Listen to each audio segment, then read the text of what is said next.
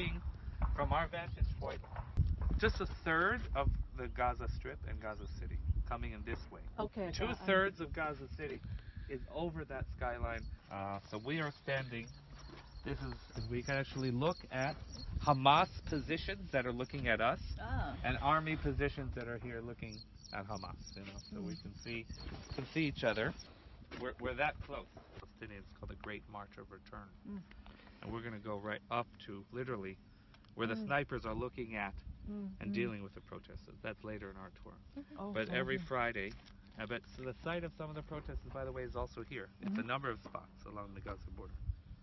And when they burn tires, it gets black, kind of, you have the black cloud that comes up. Yeah, you're in good hands, everyone. The shooting you're hearing is not. Feel safe, you're fine. Yeah. I'm not scared. There's a lot to say about Gaza, but we're looking here and you see, the density, of the buildings and the human population and a lot of the battles. There were wars, in 2008, 2012, and 2014.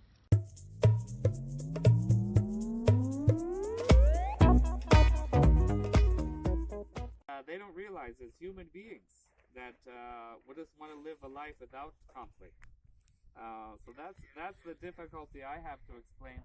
I would say even to my own neighbors, to explain, that the majority of the people just want a simple life in Gaza and don't want and necessarily support violence. That violence is the solution.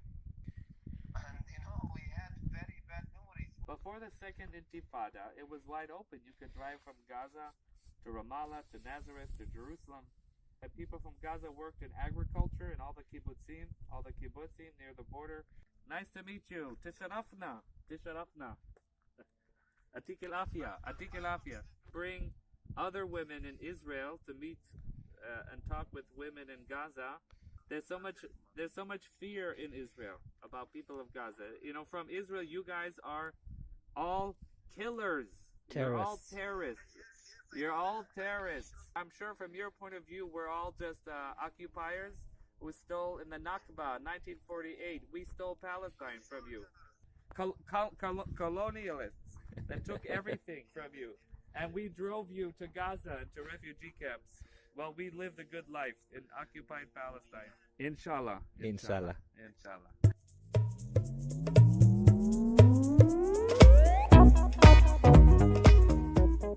We are here right on the border with Gaza, as close as we can get with Eliyahu McLean, the peacemaker, Jerusalem peacemaker Eliyahu McLean. And this is about as realistic as it gets. We are standing right now on the border to Gaza. Actually, we already went through an area that said that it was a kind of closed military area. We got permission from the military to come here. And this says there's no, this road doesn't continue. It says it's a closed military zone up to the fence. You can see the piles of dirt behind us. That is probably put there by the Israeli soldiers, and it has to do with a kind of barricade so they're able to come as close as they can get without actually being in Gaza. This is the border right here, and we are here. Behind us, we are seeing Sejera. And in 2014, the Hamas had dug tunnels, and the opening to the tunnels was here in these fields, in these agricultural fields, right outside of Kibbutz, which is an Israeli agricultural settlement, Nachal Oz. The white balloon you see in the sky is for security. All along here you see these white balloons. That's from the Israeli army. And the exit to these tunnels were here. And that was very much a story in 2014. There were Hamas militants that had come through the tunnels and actually came out. And just in time, Israel caught them. And that was part of the ground operation that went here. This is where the ground war, I think, in Gaza started. They crossed from here.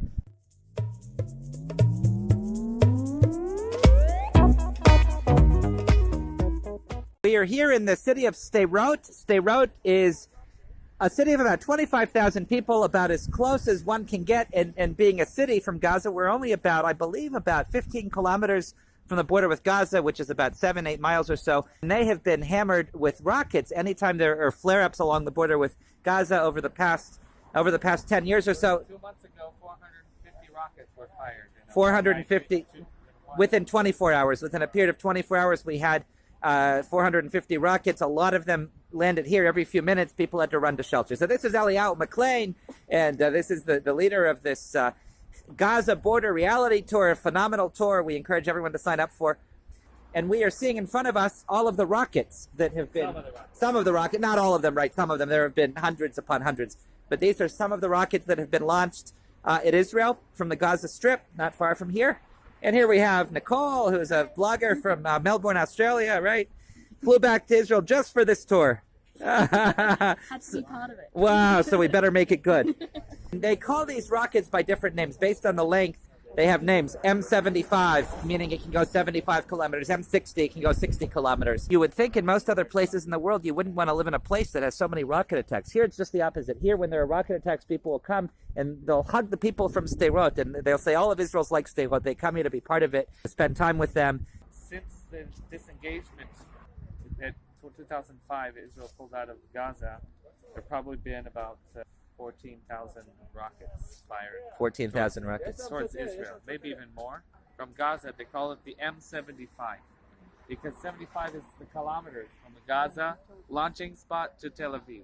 Yeah. And then the idea is that the young people who want to show their machismo have an aftershave called the M75 aftershave. Well, we are now on the roof of a yeshiva here, which is a study hall, a place where traditionally Jewish males come and study the traditional Jewish texts. We are on the roof of the yeshiva in the besieged city of Sderot. You can see the resilience of the Jewish people. You see the building there? And in all directions, you have a thriving Gaza border city of Sderot. And the community is not afraid. They don't back down. They say life continues. We have to have a positive value of life. We need to respond to violence with positivity, with hope, with connection, and faith. These are different sculptures built out of rockets. This is the tree of life here on the left. It's here. Gaza is here. This is kibbutz near where we saw the viewpoint. Although it's a little bit hazy, but you can see the outskirts over here of Gaza. But originally it's a development town, kind of the periphery of geographically the periphery, very much the periphery of Israeli society, kind of. Now you have the train that comes here, so you can live in Sderot and work in Tel Aviv. As you know, it only takes an hour on the train. It's a comfortable ride. It's just incredible. In spite of all of the rocket attacks, you see the building is continuing.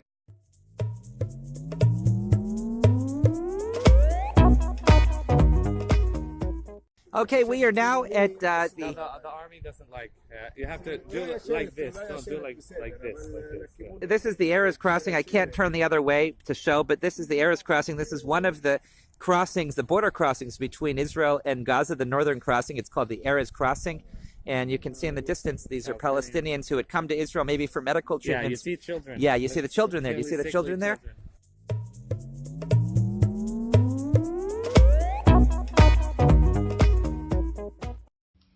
20 years ago, when I just came to this moshav, I was young.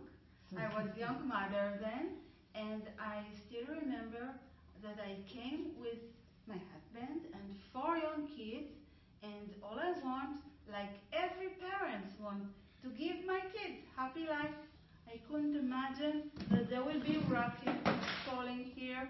I couldn't imagine that there will be tunnels so close to this village, and maybe the next minute there will be terrorists that will surprise me coming out from the ground.